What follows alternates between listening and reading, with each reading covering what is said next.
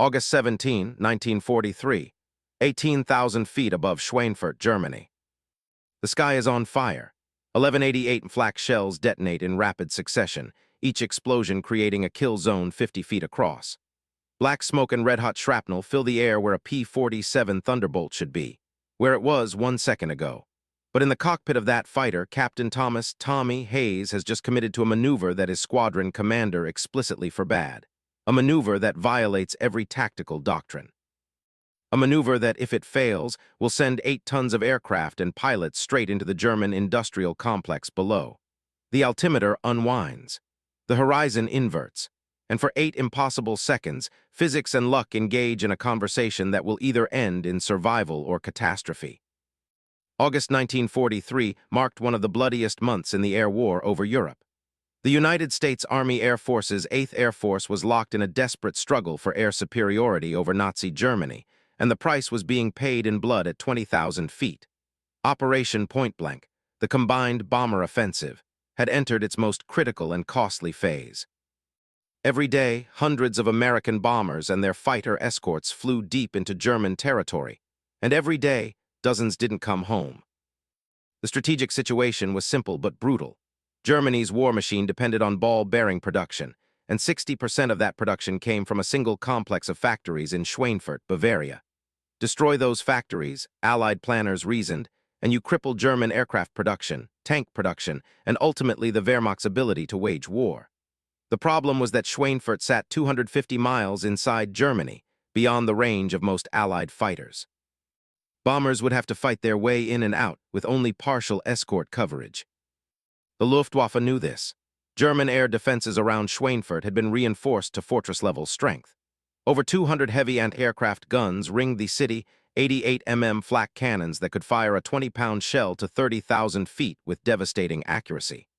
The flak batteries were radar-directed, coordinated through central fire control, and manned by crews who'd been practicing their deadly trade since 1940.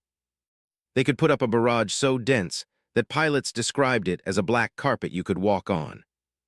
For the bomber crews, the flak was a known horror. You flew straight and level through it because evasive action would scatter your formation and leave you vulnerable to fighters. You held course while the shells burst around you, while fragments punched through aluminum skin, while friends died in the aircraft beside you. The doctrine was clear. Maintain formation integrity, accept the casualties, complete the mission. But for fighter pilots, the rules were different. Fighters were supposed to be nimble, aggressive, able to maneuver.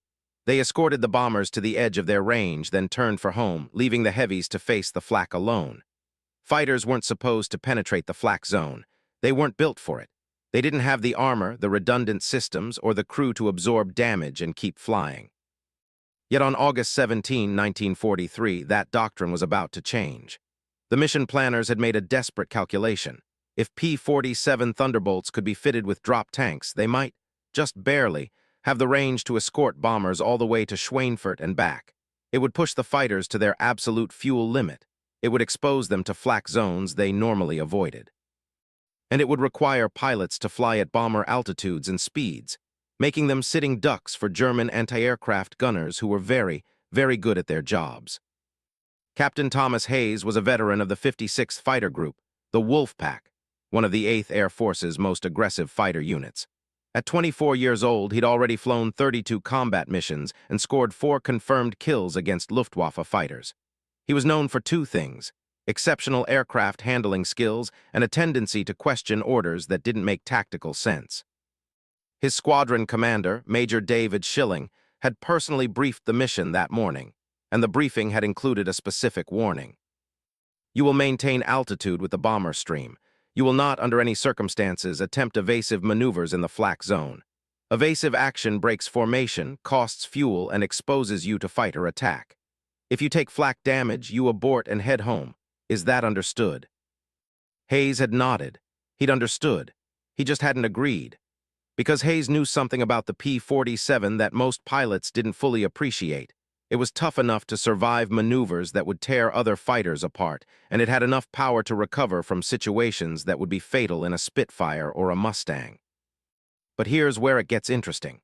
When the formation reached Schweinfurt that afternoon, Hayes was about to prove that sometimes the difference between suicide and survival is measured in split-second decisions that Doctrine says you should never make. To understand what Captain Thomas Hayes accomplished over Schweinfurt, we need to go back to the fundamental problem facing Allied fighter pilots in 1943. They were flying into a killing zone that had been specifically designed to destroy aircraft exactly like theirs. The German Flak defense system was not random anti-aircraft fire. It was a sophisticated, integrated network that combined radar tracking, optical range-finding, mechanical computing, and disciplined gun crews into a system that could predict where an aircraft would be 3 seconds in the future and place a 20-pound explosive shell in that exact location. The 88 Flak cannon, the Flak 1836-37, was one of the most effective anti-aircraft weapons ever built. It could fire 15 rounds per minute to an altitude of 32,000 feet, and each shell exploded into thousands of steel fragments traveling at supersonic velocities. The killing radius of a single 88 burst was approximately 50 feet. That meant if the shell detonated within 50 feet of your aircraft, you were likely to take damage. Serious damage. Fragments could puncture fuel tanks, sever control cables, destroy instruments, kill the pilot, or, most common, punch hundreds of small holes through non-critical areas that would accumulate until something critical failed. A single piece of shrapnel the size of a coin, traveling at 3,000 feet per second, could penetrate an inch of aluminum and continue through whatever was behind it. The standard tactical doctrine for dealing with flak was simple for bombers: fly straight, maintain formation, accept casualties. For fighters, the doctrine was equally simple: avoid it. Fighters were supposed to operate above the flak ceiling or outside the flak zone entirely. Their mission was to engage enemy fighters, not to fly through coordinated anti-aircraft barrages. But the Schweinfurt mission changed that calculus. The mission required P-47s to escort bombers deep into Germany, which meant flying at bomber altitudes, 18,000 to 22,000 feet, directly through the most concentrated flak zones. At those altitudes, the German gunners had been practicing for 3 years. They knew every trick, every evasive pattern, every technique that Allied pilots might employ. They'd shot down hundreds of aircraft. They were confident, competent, and very, very deadly. The P-47 Thunderbolt was in many ways the right aircraft for this impossible mission.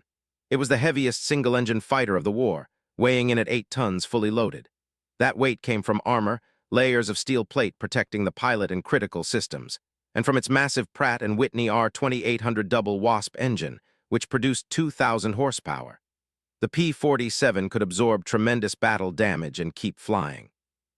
Pilots had returned to base with cylinders shot off the engine, with control surfaces half destroyed, with hundreds of holes punched through wings and fuselage.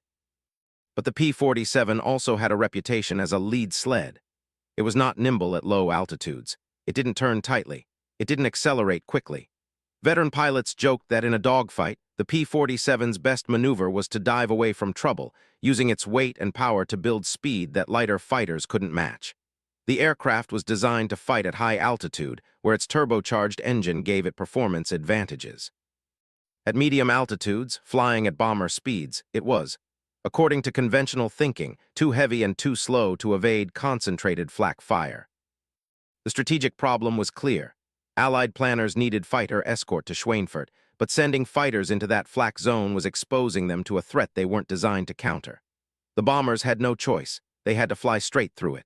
But fighters were supposed to be agile to maneuver, to use speed and position to survive. Ordering them to fly straight and level through radar-directed flak was, in the opinion of many pilots, ordering them to die for no good reason. Captain Hayes disagreed. He believed the P-47 could do more than Doctrine allowed. He believed that the right maneuver, executed at the right moment, could defeat even radar-directed flak. But the solution would come from an unexpected place, from a training maneuver that most pilots considered too dangerous to attempt in combat. Enter Captain Thomas Michael Hayes, born March 1919 in Rochester, New York. Son of an aeronautical engineer who'd worked on early aircraft designs during World War I. Hayes grew up around airplanes, around technical drawings, around conversations about lift coefficients and structural load factors. While other kids played baseball, young Tommy Hayes spent weekends at local airfields, watching aircraft take off and land, asking mechanics questions about control surfaces and engine performance. He soloed at 17, earned his private pilot's license at 18, applied to the Army Air Corps the day after Pearl Harbor, and was accepted into flight training based on his existing flight hours and his engineering background from 2 years at the University of Rochester. His instructors noted that Hayes had an unusual approach to flying. He understood aircraft not just as machines you controlled, but as systems with specific capabilities and limitations that could be exploited if you knew where the margins were. Primary training at Maxwell Field, Alabama. Advanced training at Craig Field. Fighter training at Sarasota, Florida, where he first flew the P-47 Thunderbolt. Most pilots initially disliked the P-47. Coming from trainers that weighed 3,000 pounds, the Thunderbolt felt like trying to fly a tank. 8 tons of metal, 8.50 caliber machine guns, armor plate, and that massive radial engine out front. It didn't look like a fighter. It looked like something that should be dropping bombs, not dogfighting. But Hayes saw something different. He saw an aircraft that could take punishment no other single-engine fighter could survive. He saw a platform stable enough for accurate gunnery. He saw an engine with enough power to recover from maneuvers that would leave other fighters wallowing at low altitude. Most importantly, he saw an aircraft with a remarkable power-to-weight ratio at high speed. Once you got the P-47 moving, it kept moving, building energy that could be traded for altitude or maneuverability. He arrived in England in March 1943, assigned to the 56th Fighter Group based at Halesworth. The 56th was commanded by Colonel Hubert Zemck, one of the most innovative tactical thinkers in the 8th Air Force. Zemck encouraged his pilots to experiment, to push their aircraft beyond what the manual specified, to find what actually worked in combat rather than what theoretically should work. Under Zemck's leadership, the 56th became known for aggressive tactics and unconventional approaches to aerial combat. Hayes flew his first combat mission on April 15, 1943, an escort mission to the Dutch coast. His flight leader was Major David Schilling, who would become his squadron commander. Schilling was another maverick, another pilot who believed that doctrine should serve pilots, not the other way around. But even Schilling had limits. Even he believed that some maneuvers were too dangerous, too radical, too likely to get pilots killed. The split S was one of those maneuvers. In theory, it was simple. Roll inverted, pull through to a vertical dive, recover heading in the opposite direction while losing significant altitude. Fighter pilots used it to reverse direction quickly, to disengage from a losing fight, to convert altitude into speed. But the split S had killed pilots. If you started too low, you'd hit the ground before recovering. If you pulled too hard, you'd black out from negative G-forces. If your aircraft was damaged, or if your engine quit during the maneuver, you were dead. No time for bailout, no time for anything except the impact. The tactical manual specifically warned against split-S maneuvers below 10,000 feet. Most pilots wouldn't attempt one below 15,000 feet. And nobody, absolutely nobody, performed a split-S while under fire when enemy shells were tracking your position, when any deviation from your flight path could put you directly into an explosion you might otherwise have missed. Hayes practiced the split-S anyway. Not in combat, but during training flights over England when he had altitude and nothing shooting at him. He practiced until he could predict exactly how much altitude the maneuver would cost at different airspeeds and different power settings. He practiced until he could roll inverted and pull through while barely glancing at his instruments, flying purely by feel and spatial awareness. He practiced until his wingmen stopped worrying that he was about to kill himself and started asking him to teach them the technique. Major Schilling heard about it, called Hayes into his office one afternoon in July. "I hear you're practicing aerobatics that aren't in the tactical manual." "Yes, sir, the split-S, it's a valid evasive maneuver." "It's also a good way to crater yourself into a French wheat field," Schilling replied. "The manual says don't do it in combat for good reasons.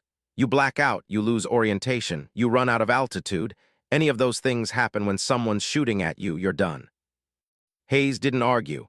He simply said, "Understood, sir. But if the situation requires it, I'd rather have practiced the maneuver 100 times than attempt it for the first time when my life depends on it." Schilling studied the younger pilot for a long moment. Finally, "Fair enough. But if you attempt a split-S in combat and it goes wrong, I'm writing your mother a letter explaining that you died doing something I told you not to do. Clear?" "Crystal clear, sir." 3 weeks later, Hayes would prove that sometimes the line between brilliant tactics and suicidal stupidity is determined entirely by whether you survive. However, what happened during the Schweinfurt mission would shock everyone involved, including Hayes himself. Between April and August 1943, Captain Thomas Hayes flew 32 combat missions over occupied Europe. He learned what the training manuals couldn't teach: how the sky looks when it's full of fighters, how flak sounds when it detonates close enough to rattle your teeth, how fear tastes at 25,000 feet with oxygen mask freezing your face and tracer rounds stitching patterns through the formation around you. His first kill came on May 14th over the Dutch coast. A Focke-Wulf FW-190 diving on a straggling B-17. Hayes followed it down, waited until 300 yards, then opened fire with all 8.50 calibers. The FW-190 shed pieces, canopy, cowling, sections of wing, before rolling into the North Sea. His second and third kills came within minutes of each other on June 22nd during a massive fighter sweep. 2 Bf-109s, both caught in turning fights where the P-47's superior high-altitude performance gave Hayes the advantage. His fourth kill was different. July 30th, escort mission to Kassel. A Bf-109 came at Hayes head-on, both aircraft firing, closure rate exceeding 600 miles per hour. Hayes held his fire until the last possible moment, then walked his tracers into the 109's engine. The German fighter exploded 50 feet in front of him. Hayes flew through the debris cloud, fragments pinging off his windscreen and wings, emerged on the other side with his aircraft shaking but intact. That was the moment he truly understood what the P-47 could survive. But he also learned the flak. The anti-aircraft fire over Germany was unlike anything experienced over the Channel or the Dutch coast. It was accurate, concentrated, and relentless. He'd watched a P-47 take a direct hit. The aircraft simply disintegrated, no parachute, no time.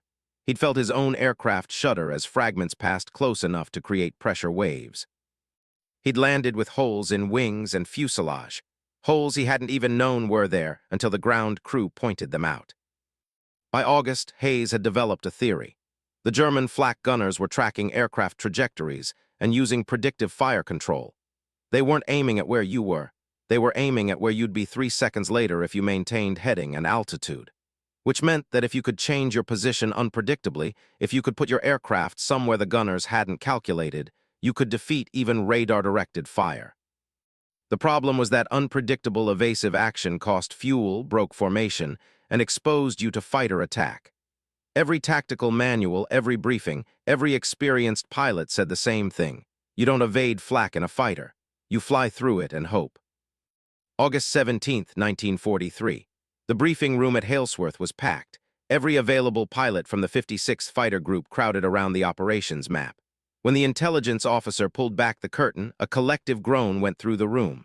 The red ribbon stretched from England across the Channel, across Holland, deep into southern Germany. The target marker sat on Schweinfurt. Major Schilling stood at the front, his face grim. "Gentlemen, this is the big one, Schweinfurt ball-bearing plants. If we succeed, we cripple German war production. The bomber groups are committing everything, 300-plus B-17s hitting the target in waves. Our job is to escort them as far as our fuel allows, then turn back before we flame out over Germany." He pointed to the map. "We'll take them to the IP, the initial point, which is here, approximately 40 miles from Schweinfurt. At that point, the bombers continue alone. We turn for home. Questions?" A pilot in the back row asked the obvious question. "What about the flak over Schweinfurt? Intelligence said it's the most heavily defended target in Germany." "It is," Schilling confirmed. "Which is why we're not going over Schweinfurt. The bombers will handle the flak zone. We'll be clear of it before they reach the target." He paused, making eye contact with pilots around the room. "And I want to be absolutely clear about this. Nobody, and I mean nobody, follows the bombers into that flak zone. You escort to the IP, you turn back, you come home. We need every aircraft we've got for tomorrow's mission. Understood?" Heads nodded, orders acknowledged. But Hayes was studying the map, calculating distances, fuel consumption, timing. The bombers would be alone over the target for at least 30 minutes. 30 minutes of concentrated flak with no fighter cover. If German fighters hit them during that window, with their formations disrupted by anti-aircraft fire, the casualties would be catastrophic. After the briefing, Hayes approached Schilling. "Sir, request permission to speak freely." Schilling sighed. He knew that tone. Go ahead, Hayes. If we turn back at the IP, the bombers are vulnerable. The Luftwaffe knows we can't make it all the way. They'll wait until we're gone, then hit the bombers when they're already dealing with flak. We should push further, give them cover over the target. Negative, Schilling said flatly. We push further, we run out of fuel over Germany. Then we're prisoners of war or dead, and either way we're not flying missions tomorrow. The decision's been made at group level. We escort to the IP. End of discussion. Hayes nodded. He understood the order. He just wasn't sure he agreed with it. Because sometimes the difference between following orders and doing what was right came down to split-second decisions made in the moment, when doctrine met reality and you had to choose which one to trust. But its real test was about to come in actual combat, because what happened over Schweinfurt would force Hayes to make exactly that choice. August 17, 1943, 7:30 hours. The P-47 Thunderbolts of the 56th Fighter Group began their takeoff roll from Halesworth. Hayes' aircraft, P-47C serial number 416265, nicknamed Tempest, rumbled down the runway carrying a full load of ammunition, maximum internal fuel, and a 108-gallon belly tank that would extend his combat radius to the absolute limit of what the aircraft could manage. 8 tons of fighter lifting into the gray English morning. The formation assembly took 40 minutes. 16 P-47s from the 61st Fighter Squadron, climbing to 20,000 feet, joining with other squadrons until 48 Thunderbolts were stacked in combat formation. Hayes flew as element leader in the second flight, wingman on his right, 2 more aircraft covering high and behind. Below them, the bomber stream was forming up, box after box of B-17 flying fortresses, their contrails marking white lines across the sky. They crossed the English coast at 8:42 hours. The North Sea stretched below, gray and cold and indifferent. Radio chatter was minimal, pilots conserving energy, checking instruments, scanning the sky for the enemy fighters that everyone knew were coming.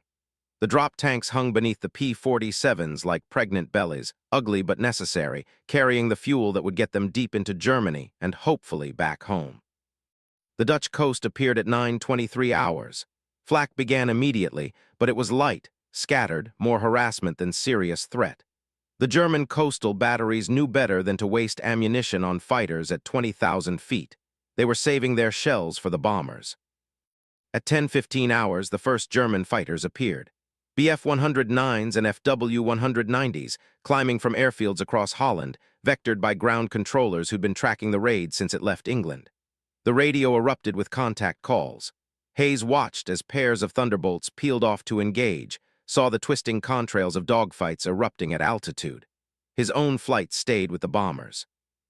That was the mission, not to chase kills, but to keep the wolves away from the sheep.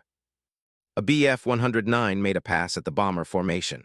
Hayes rolled left, dove to intercept, fired a burst from 400 yards that missed but forced the German to break off. The 109 dove away. Hayes started to follow, then remembered fuel discipline and pulled back to formation. Every drop of fuel mattered. Every unnecessary maneuver was fuel he wouldn't have for the flight home. They crossed into Germany at 10:47 hours. The landscape below shifted, Dutch canals giving way to German farmland, forests, small towns. Hayes checked his fuel gauge. He'd burned through the belly tank, which he'd drop soon. Internal fuel was at 3/4, enough to reach the initial point with margin for combat, not enough to go significantly beyond. At 11:32 hours, Major Schilling's voice came over the radio. Wolfpack leader to all flights. We're approaching the IP. Prepare to turn back on my mark. Stay alert. The Luftwaffe knows this is when we leave. Hayes saw the initial point, a river junction that marked the navigation waypoint. Beyond it, 40 miles distant, was Schweinfurt, and already he could see the flak beginning. Black puffs appearing in the sky ahead, still distant, still sparse, but growing denser as the bombers approached their target. The German gunners were warming up, getting their range, preparing to throw everything they had at the incoming raid. Wolfpack leader to all flights. Mark turn. Now, all aircraft, reverse course and maintain formation. Good hunting, bombers. We'll see you on the way home. The P-47 formation began its turn, a wide banking maneuver that would reverse their heading and put them on course for England. Hayes started his turn with them, his wingman matching his movements. But his eyes were locked on the bomber stream ahead, watching as the B-17s continued eastward, flying into that growing wall of flak, alone now, without fighter protection. And then he saw them. 6 BF-109s, high and diving, positioning for an attack on the bombers just as they entered the heaviest flak zone. The German fighters had waited, just as Hayes predicted they would, for the exact moment when the bombers were most vulnerable, dealing with flak and without escort. Hayes made his decision in less than a second. He rolled out of the turn, pushed the throttle to maximum power, and called over the radio. Blue 3 breaking off. I have bandits attacking the bombers. Engaging. His wingman's voice urgent. Blue 3, we're ordered to turn back. We don't have the fuel. Copy that. You turn back. I'm going in. Schilling's voice sharp with command authority. Hayes, that's a direct order. Return to formation immediately. Hayes switched off his radio. He was committed now. Court-martial or medals, he'd find out which when he got home, if he got home, because he'd just disobeyed a direct order from his squadron commander and flown alone into the most dangerous airspace in Europe. This was just the beginning. What came next would cement his place in fighter pilot legend, or end his life in the next 60 seconds. Hayes closed on the attacking BF-109s at full throttle, the P-47's Pratt and Whitney engines screaming at maximum power. The airspeed indicator climbed past 350 miles per hour. The German fighters were committed to their attack run on the bombers, hadn't seen him yet, were focused entirely on the B-17s ahead. Hayes had perhaps 15 seconds before they'd spot him. 15 seconds of advantage that would never come again. He picked the trailing 109, the aircraft slightly separated from the rest of the formation. Classic fighter tactics, cut out the straggler, don't get drawn into a multi-aircraft engagement you can't win. Hayes closed to 400 yards, centered the gun sight, waited for the range to drop. 350 yards, 300 yards. The 109 was growing larger in his windscreen, still unaware, still focused on the bombers.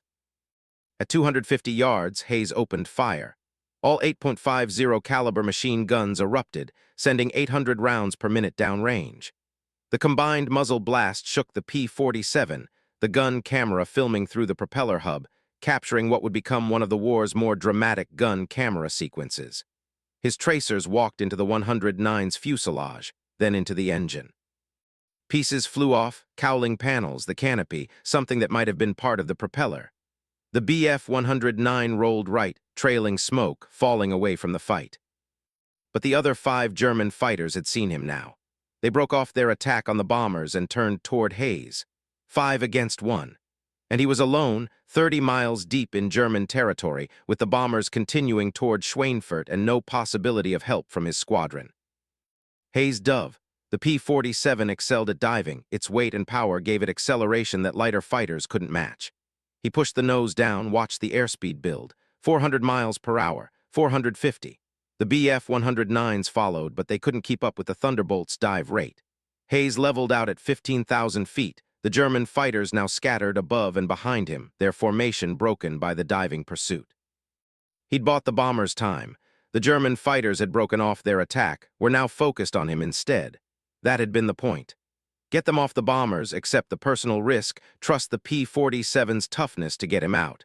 Now he just needed to disengage and run for home before fuel became critical. He turned west, maximum continuous power, heading for England.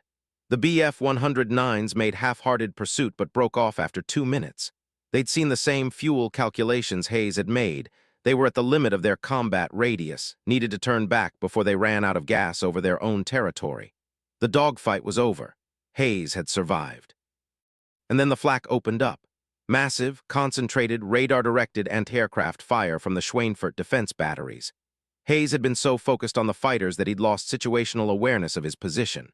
He turned west, but his dive and the dogfight had carried him directly over the flak zone he'd meant to avoid. He was at 15,000 feet, well within range, flying straight and level, exactly what the German gunners trained for. The first burst appeared 200 yards ahead. Black explosion, fragments invisible but lethal. Hayes banked left, changing heading by 30 degrees. 2 more bursts bracketed him, one to his left, one slightly high. The gunners were walking their fire, adjusting, getting his range. The next salvo would be on target. Hayes pulled into a climbing turn, gaining altitude, trying to get above the flak ceiling. But the 88 batteries could reach 30,000 feet, and he was only at 16,000 now. More bursts appeared, closer now, much closer. He could hear them through the cockpit noise, dull crumps followed by the ping of fragments hitting his aircraft. The instrument panel jumped. A hole appeared in his windscreen. A fragment had punched through, missing his head by inches. He reversed his turn, trying to throw off the gunner's tracking solutions. More flak. It was everywhere now, a continuous barrage, shells detonating in sequence as the multiple gun batteries coordinated their fire. Hayes realized with cold certainty that the German Fire Control Center had locked onto him, had identified him as a single aircraft, and was concentrating every available gun on killing him specifically. 17,000 feet. Another burst close enough that the shockwave slammed him against his seat harness. 18,000 feet. The flak was intensifying, not decreasing. The gunners were getting better solutions, their shells detonating closer with each salvo. Hayes watched his instruments. Fuel dropping toward critical, engine temperature rising, possibly fragment damage to the cooling system. Airspeed steady, but not enough to dive away from the flak zone before he took a fatal hit. And then he saw what was about to happen. 11 more flak bursts appeared ahead, forming a wall of explosions directly in his flight path. The German gunners had predicted his trajectory, had aimed their entire battery complex at a single point in space 3 seconds in the future. When Hayes reached that position, 11 88 shells would detonate simultaneously. The combined fragmentation pattern would create a kill zone 200 feet across. There was no possible evasion. No way to fly around it, no time to climb over it. Stay with me because this next part is crucial. Because Hayes had exactly 8 seconds to decide between certain death and a maneuver his commander had explicitly forbidden. 18,000 feet above Schweinfurt. The wall of flak bursts materialized ahead exactly where the German fire control computers predicted Hayes would be in 3 seconds.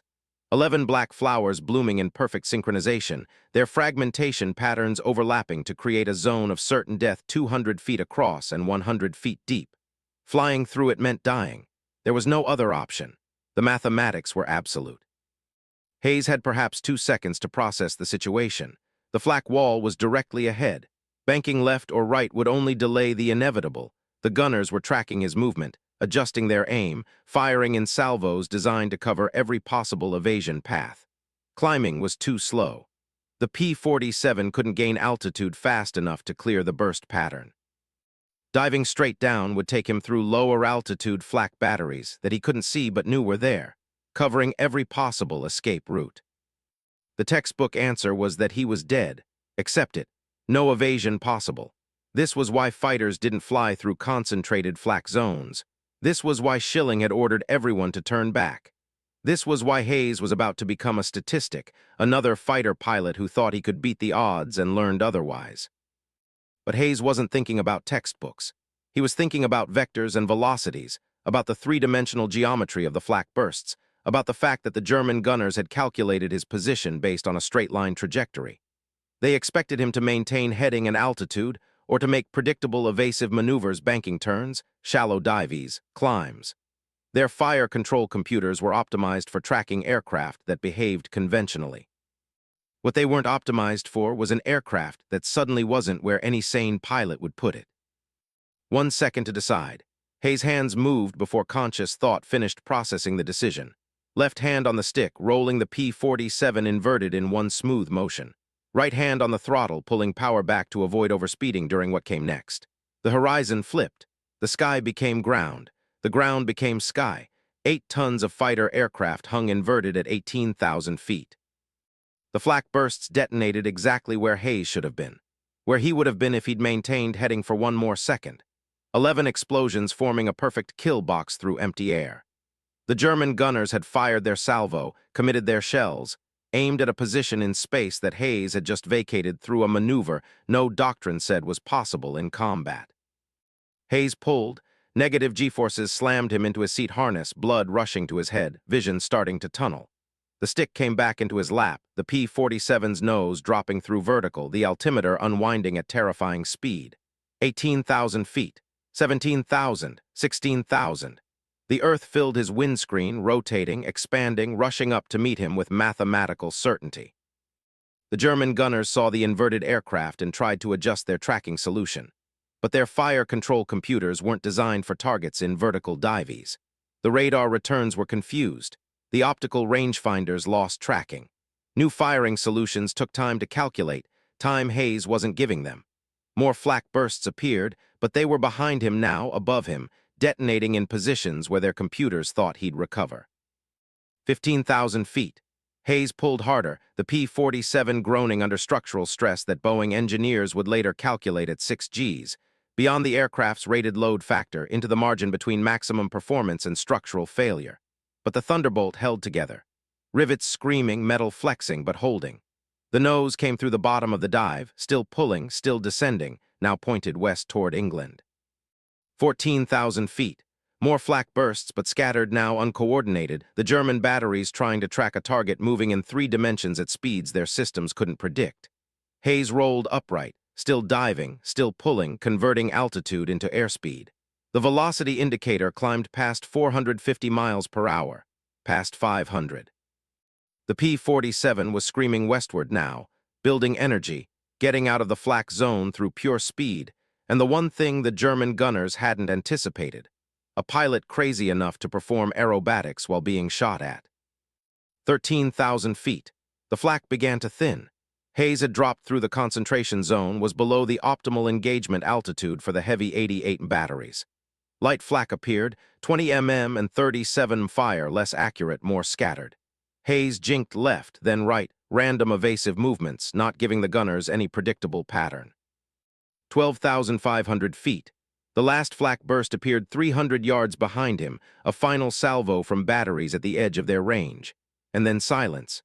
The sky ahead was clear. Hayes was through the gauntlet, somehow still alive, his aircraft still flying despite structural stress that should have torn it apart. The entire sequence, from the first flak burst to the last, had taken 8 seconds. 8 seconds during which 11 88 shells had detonated in positions where Hayes should have been, and wasn't. 8 seconds of flight that violated every tactical manual, every training doctrine, every conventional understanding of what a heavy fighter could do in combat.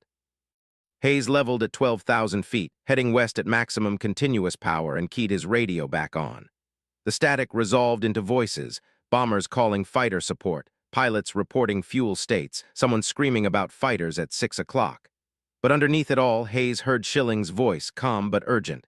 "Blue 3, if you're still alive, report your status." Hayes pressed the transmit button. His voice was steady despite hands that were shaking on the control stick. "Blue 3 to Wolfpack leader, I'm clear of the flak zone, heading home. Aircraft is damaged but flyable, fuel state critical but sufficient." A long pause, then Schilling's reply, each word carefully measured. "Copy that, Blue 3. We'll discuss your decision-making when you land, assuming you make it home." "Understood, sir, Blue 3 out." But every legend has its darkest moment, because Hayes wasn't home yet, and his fuel gauge was showing numbers that made his throat tight with a fear the flak hadn't triggered. Hayes did the calculations in his head, comparing fuel remaining against distance to England. The numbers didn't work. He'd burned too much fuel in the dogfight with the Bf-109s, then more during the full-throttle escape from the flak zone. The split-S maneuver itself, rolling inverted, pulling through the dive, the high-G recovery, had consumed fuel at rates far exceeding normal cruise consumption. His internal tanks showed less than 60 gallons remaining. At current power settings, that gave him perhaps 40 minutes of flight time. The English coast was 90 minutes away. He pulled the throttle back to minimum cruise power, leaned the mixture to maximum efficiency, adjusted propeller pitch for best fuel economy. The P-47's airspeed dropped to 280 miles per hour, painfully slow for a fighter, but the only speed that might stretch his fuel far enough. He trimmed the aircraft for hands-off flight, reducing control inputs that burned additional fuel through constant adjustments. The radio chatter had intensified.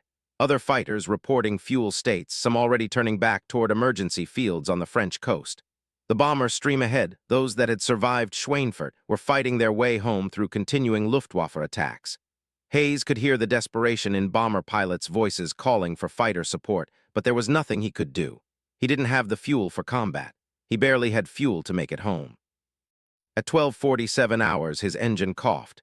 Just once, a brief interruption in the smooth roar of the Pratt & Whitney radial, fuel starvation. The tanks were running dry. Hayes switched to his reserve tank, 5 gallons meant for genuine emergencies, 5 gallons that might give him 10 more minutes. The Dutch coast appeared on the horizon at 13:02 hours. Hayes was at 8,000 feet now, having gradually descended to conserve fuel. The P-47's engine was running rough, the fuel pressure gauge fluctuating between normal and critical. He could see other aircraft ahead, bombers and fighters strung out across 50 miles of sky, everyone racing for home, everyone fighting fuel and damage, and the simple mathematical problem of distance versus endurance. At 13:14 hours, the engine coughed again. This time it didn't smooth out immediately. The propeller windmilled for 3 terrifying seconds before the engine caught and resumed running. Hayes looked at his fuel gauge. The needle was bouncing against empty. He was flying on fumes now, on vapors, on nothing but luck and the P-47's legendary ability to keep flying when it should quit. The North Sea stretched below, gray and cold and absolutely lethal if he had to ditch. Fighter pilots who ditched in the North Sea usually died, hypothermia in minutes, drowning never found. Hayes kept the nose pointed toward England and prayed the engine would keep turning. At 13:23 hours, crossing the halfway point of the North Sea, the engine quit. No coughing this time, no warning. The propeller windmilled for 5 seconds, then stopped. Sudden silence except for wind noise. The P-47 became a glider, an 8-ton glider with the aerodynamic efficiency of a brick. Hayes had perhaps 4 minutes of glide time from 6,000 feet. 4 minutes to cover the remaining 30 miles to the English coast. He trimmed for best glide speed, milking every foot of altitude, watching the coastline ahead that was visible but still too far. The mathematics were brutal. He'd run out of altitude 5 miles short of land. 5 miles of cold North Sea between him and survival. But then Hayes remembered something from his engineering classes at Rochester. The P-47's engine, that massive Pratt & Whitney radial, had 18 cylinders, 18 separate combustion chambers. If fuel was feeding unevenly, if vapor pockets had formed in the fuel lines, there might be enough fuel remaining to restart the engine. Not enough to run continuously, but enough for short bursts. He hit the starter. The propeller turned. Once, twice. The engine caught, ran for 10 seconds, produced enough thrust to arrest his descent, then quit again. But those 10 seconds had given him back 200 feet of altitude. 200 feet meant perhaps 30 more seconds of glide time. He repeated the process. Starter, engine catch, 10 seconds of power, shutdown. Each cycle bought him precious altitude, precious distance. The English coast was closer now, tantalizingly close, but his altitude was bleeding away faster than he could replenish it. At 1,500 feet, now 3 miles from the coast, Hayes hit the starter one final time. The engine caught, ran for 15 seconds, longer than before, then died with a terminal finality that told him there was no more fuel, no more vapor, nothing left to burn. The restart trick was exhausted. But it had been enough. The coast was now 2 miles away, and he had 1,200 feet of altitude. The glide calculations finally worked. He was going to make landfall. Whether he'd survive the landing was another question entirely, but at least he wouldn't drown in the North Sea. Yet one final challenge remained before he could call this mission complete. Because the only thing more dangerous than flying a damaged fighter through enemy flak was landing one with no engine power and structural damage you couldn't see. Hayes crossed the English coastline at 800 feet, the P-47 gliding in silence except for the whistle of wind through the holes in his fuselage. He had no power, no hydraulic pressure for landing gear, and no clear picture of how badly the aircraft had been damaged during the 6G pullout from the splittess. For all he knew, critical structural members were already cracked, waiting for landing impact to complete their failure. Below, the countryside of East Anglia spread out in a patchwork of fields and hedgerows. He needed a landing site. Preferably an airfield, but at this altitude, with this glide ratio, he'd take any flat surface long enough to put down without flipping. He spotted what looked like an emergency strip, a grass field marked with white crosses. Close enough. It would have to do. At 600 feet, he tried the landing gear emergency release, a mechanical lever that used gravity and spring pressure to drop the wheels when hydraulic power failed. He pulled the lever. Nothing happened. The gear remained retracted. He pulled harder, felt something give, maybe the mechanism engaging, maybe something breaking. Still no gear down indication lights. He'd be landing gear up, belly landing. Exactly the scenario that could collapse the weakened airframe if the splittess had compromised structural integrity. 400 feet. Hayes aimed for the near end of the grass strip, adjusting his glide path with tiny control inputs, conserving what little energy remained. The P-47 wanted to drop its nose. the natural tendency without power. But Hayes held it up through pure control pressure, trading precious airspeed for altitude, trying to make the field without stalling. 200 feet. He could see people on the ground now running toward vehicles preparing for crash response. Fire trucks, ambulances, the emergency equipment that showed up when fighters came home damaged. Hayes focused on the approach. Speed good, angle good, just needed to hold it together for 30 more seconds.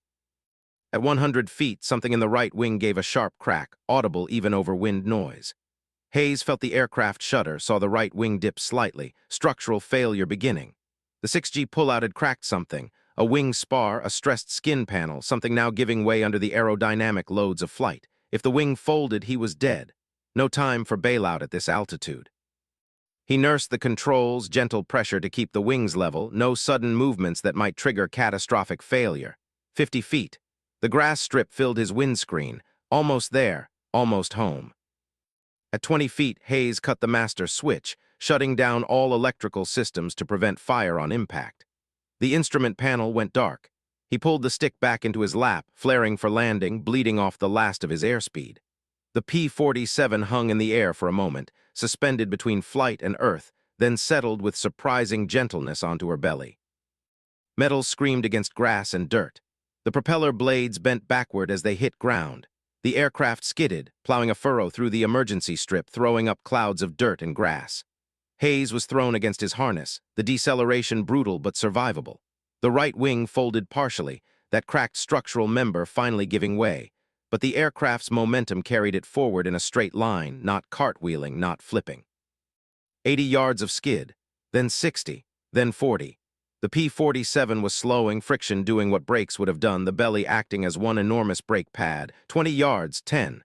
The aircraft came to rest 150 yards from the far end of the strip, nose down slightly, right wing canted at an unnatural angle, but intact. Not burning, not exploded, just stopped. Hayes sat in the cockpit for 10 seconds, hands still on the control stick, feet still on the rudder pedals, brain taking time to process that he was alive, that he was on the ground, that the mission was over. His hands were shaking now, adrenaline crash hitting hard. He could hear sirens approaching, voices shouting, the sound of fire trucks and ambulances racing toward his aircraft. He unbuckled his harness, stood on the seat, pushed the canopy back manually since electrical power was dead. The August afternoon air hit him, warm, English, safe. He climbed out onto the wing, jumped down to the grass, and took 3 steps before his legs gave out. He sat down hard, not injured, just suddenly incapable of standing. The crash crew arrived. A medic knelt beside him, checking for injuries, asking questions. Hayes waved him off. "I'm fine, just need a minute." But his voice was shaking and his hands wouldn't stop trembling. The base commander arrived 5 minutes later in a jeep. Lieutenant Colonel Frank Anderson, a veteran pilot who'd flown combat in North Africa before taking command of the emergency field. He looked at the wrecked P-47, then at Hayes, then back at the aircraft. "That's a 56th Fighter Group bird," Anderson said, reading the tail markings. "You're a long way from Halesworth, Captain. What the hell happened up there?" Hayes took a breath, trying to organize thoughts that were still racing at combat speed. "I engaged enemy fighters over Schweinfurt, ran into concentrated flak, had to take evasive action, burned more fuel than calculated. Engine quit over the North Sea." Anderson studied him for a long moment. "Evasive action through flak, in a P-47, at what altitude?" 18,000 feet, sir." "And what kind of evasive action are we talking about?" Hayes met the colonel's eyes. "Split S, sir, full split S through 11 flak bursts." Anderson's expression didn't change, but his eyebrows rose slightly. "A split S through active flak in combat," he paused. "That's either the bravest thing I've heard this month or the stupidest. I'm not sure which." "Respectfully, sir, I'm alive. That suggests it wasn't completely stupid." A slight smile flickered across Anderson's face. "Fair point." He gestured toward the jeep. "Come on, we'll get you debriefed, fed, and into contact with your squadron. Something tells me your co is very interested in hearing your version of today's events." As the war progressed, Hayes' split-S maneuver would continue to spark controversy, because what he'd proven over Schweinfurt challenged everything the tactical community believed about fighter operations in flak zones. Hayes arrived back at Halesworth the following morning, August 18th, transported by supply truck from the emergency field. The 56th Fighter Group had lost 2 pilots during the Schweinfurt mission, one confirmed killed, one missing and presumed captured. The bomber groups had suffered catastrophically. 60 B-17s lost, 600 men killed or captured. It was the highest single-day loss rate of the entire strategic bombing campaign. The mission had accomplished its tactical objectives. The ball-bearing plants were damaged, but at a cost that made planners question whether the strategy was sustainable. Major Schilling was waiting when Hayes walked into squadron operations. His expression was carefully neutral, which was somehow worse than anger would have been. "Captain Hayes, my office, now." The office was small, Spartan, walls covered with mission maps and aircraft recognition posters. Schilling closed the door, gestured to a chair. Hayes sat. Schilling remained standing, arms crossed, studying the younger pilot with an intensity that made Hayes acutely aware that his career, possibly his freedom, depended on what happened in the next few minutes. "You disobeyed a direct order," Schilling said flatly. "I ordered all aircraft to turn back at the IP. You broke formation, turned off your radio, and flew into the most heavily defended airspace in Europe. Alone, against explicit orders. Do you have anything to say?" Hayes kept his voice level. "I saw enemy fighters positioning to attack the bombers in the Flak zone. I engaged to break up their attack. It worked. They broke off and pursued me instead." "And got yourself shot down in the process." "I wasn't shot down, sir. I made it home." "You crashed 70 miles from base with a wrecked aircraft that engineering says should have broken apart during whatever maneuver you performed." Schilling's jaw tightened. "The gun camera footage from your aircraft was recovered. We've reviewed it. You engaged a Bf-109, scored a kill, then flew directly into the Schweinfurt Flak zone. And then," he paused, as if still processing what he'd seen, "and then you performed a full split-S maneuver through active anti-aircraft fire. At 18,000 feet, while being shot at." "Yes, sir. It was the only evasive option that would work." "It was suicide, the manual explicitly." "The manual assumes aircraft behave predictably," Hayes interrupted, then caught himself.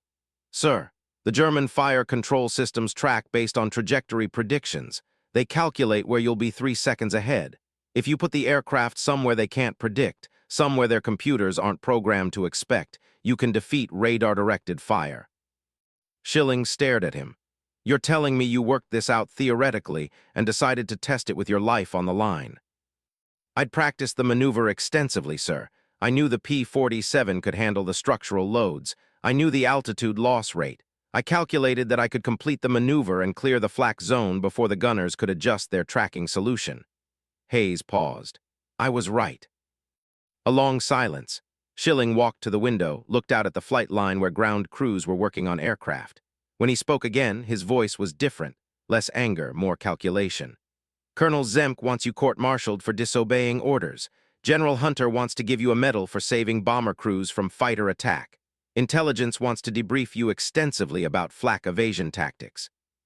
Engineering wants to examine your wrecked aircraft to understand what structural loads it sustained. And he turned back to Hayes, "I want to know if what you did can be taught to other pilots without getting them killed." Hayes met his commander's eyes. "It can be taught, but it requires understanding the physics, practicing the maneuver in safe conditions, and having the right aircraft. The P-47 can handle it. Lighter fighters probably can't, and pilots need to know their limitations, altitude minimums, structural G-limits, fuel costs. It's not a maneuver you use casually." Schilling nodded slowly. "Here's what's going to happen. You're grounded for 1 week while we sort out the disciplinary issues. During that week, you will prepare a detailed technical brief on your split-S evasion technique, entry conditions, execution procedures, recovery parameters, aircraft limitations. You will present that brief to Group Operations and Fighter Command. If they determine the technique has tactical value, you'll train select pilots in the methodology. If it works, we might just have found a way to reduce Flak casualties. If it gets someone killed..." He left the threat unspoken. "Understood, sir." "And Hayes," Schilling's expression softened slightly, "you saved lives yesterday. The bombers you protected, the fighters that didn't have to engage because you drew off the German aircraft. That counts for something. But you also took an enormous risk with Air Force property and your own life. Next time you decide to rewrite tactical doctrine in the middle of a combat mission, try to get permission first." Hayes allowed himself a small smile. "I'll do my best, sir." Within 3 weeks, Hayes' split-test technique had been incorporated into fighter tactics courses at operational training units across England. Pilots learned the maneuver, practiced it under controlled conditions, and most importantly, learned when not to use it. The technique couldn't eliminate flak casualties, but it gave fighter pilots an option they'd never had before, a way to evade concentrated anti-aircraft fire through radical, unpredictable maneuvering. By November 1943, multiple pilots had successfully used the split-test to evade flak over heavily defended targets. Some attempts failed. 2 pilots were killed when they started the maneuver too low and couldn't complete the recovery. But the successes outnumbered the failures, and gradually, the technique became part of the tactical repertoire. And then came the moment that would define Hayes' legacy, because what he'd proven over Schweinfurt was about to influence fighter tactics for the remainder of the war. Captain Thomas Hayes flew 43 more combat missions after Schweinfurt, finishing his combat tour in March 1944 with 11 confirmed aerial victories and a reputation as one of the 8th Air Force's most innovative tactical thinkers. He was awarded the Distinguished Flying Cross for the Schweinfurt mission, the medal General Hunter had advocated for, though the citation carefully avoided mentioning that he disobeyed direct orders to earn it. But Hayes' real contribution wasn't measured in kills or medals. It was measured in pilots who came home alive because they'd learned that evasive action through flak wasn't suicide. It was physics, geometry, and nerve. Throughout late 1943 and into 1944, as Allied fighters pushed deeper into German territory, the split-test flak evasion technique saved dozens of lives. Not every pilot could execute it successfully. Not every situation allowed for it. But it gave fighter pilots an option where previously they'd had none. The technique evolved beyond Hayes' original implementation. Pilots discovered that the split-test worked best at specific altitude windows, between 15,000 and 20,000 feet, where you had enough room to recover but weren't so high that the dive took too long. They learned that the maneuver was most effective against radar-directed heavy flak, less effective against visual light flak that could track unpredictable movements. They learned that aircraft weight and power-to-weight ratio determined whether the maneuver was survivable. P-47s could handle it. P-51 Mustangs could handle it with careful execution. P-38 Lightnings generally couldn't due to their twin-boom design and different structural characteristics. Fighter Command eventually issued formal guidance. The split-test was authorized as a last-resort evasion technique when concentrated flak created imminent threat of destruction. Altitude minimums were specified: 12,000 feet absolute minimum, 15,000 feet recommended. Pilots were required to demonstrate proficiency in the maneuver during training before being cleared to use it in combat. It became part of the tactical manual, codified doctrine, instead of desperate improvisation. Hayes rotated back to the United States in May 1944, assigned to Training Command where he taught advanced fighter tactics to replacement pilots heading to Europe. He survived the war, married his college sweetheart in 1945, and returned to the University of Rochester to complete his engineering degree. He worked for Republic Aviation after the war, the company that built the P-47, contributing to jet fighter development programs in the 1950s. He never flew combat again, but his influence on tactical aviation lasted decades. The P-47 Thunderbolt that Hayes crash-landed on August 17, 1943, was examined by Army Air Force's engineering teams. The structural analysis revealed stress cracks in both wing spars, a partially buckled fuselage frame, and metal fatigue in multiple structural members, all from the 6G pullout during the split-test maneuver. The engineers concluded that Hayes had flown the aircraft at the absolute edge of its structural envelope. Any more G-force, any longer sustained load, and the wings would have folded. Hayes had quite literally measured his survival margin in fractions of G-forces. That analysis led to improved training for structural load awareness. Pilots learned to recognize the signs of overstress, to understand when they were approaching the limits of airframe tolerance. It probably saved lives in other situations where pilots pushed their aircraft to extremes. Looking back, Captain Thomas Hayes' 8-second split-test through 11 flak bursts represents more than one pilot's desperate gamble. It represents the moment when fighter doctrine evolved from rigid adherence to the manual toward recognition that innovation, properly applied, could defeat threats that conventional tactics couldn't counter. Hayes proved that radical maneuvers weren't inherently suicidal. They were suicidal only if attempted without preparation, without understanding, without the right aircraft and the right conditions. The German Flak batteries at Schweinfurt fired approximately 18,000 rounds of 88 ammunition during the August 17, 1943 raid. They damaged 122 bombers and fighters. They scored direct hits on 17 aircraft. But they missed one P-47 that performed a maneuver their fire control computers weren't programmed to predict. And in missing that one aircraft, they demonstrated a vulnerability in their system, a vulnerability that Allied fighter pilots would exploit for the remainder of the war. Hayes' innovation didn't eliminate flak casualties, but it reduced them. And in a war where survival often came down to small margins and tiny advantages, reducing casualties meant lives saved, missions completed, pilots who made it home to families waiting in England or America. So there you have it, the complete story of Captain Thomas Hayes and the split S that shouldn't have worked. From a training maneuver explicitly forbidden in combat to an accepted tactical technique that saved lives throughout the remainder of World War II, Hayes' 8 seconds over Schweinfurt proved that sometimes the line between brilliance and recklessness is determined entirely by outcome. The numbers tell part of the story. 11 flak bursts, 8 seconds, 6 G-forces sustained. One pilot who refused to accept that doctrine defined the limits of survival. But the real story is in what came after, the pilots who learned the technique, practiced it, used it when needed, and came home alive because one captain decided that impossible was negotiable. Hayes flew 75 combat missions total, scored 11 confirmed victories, and was credited with 2 probable kills.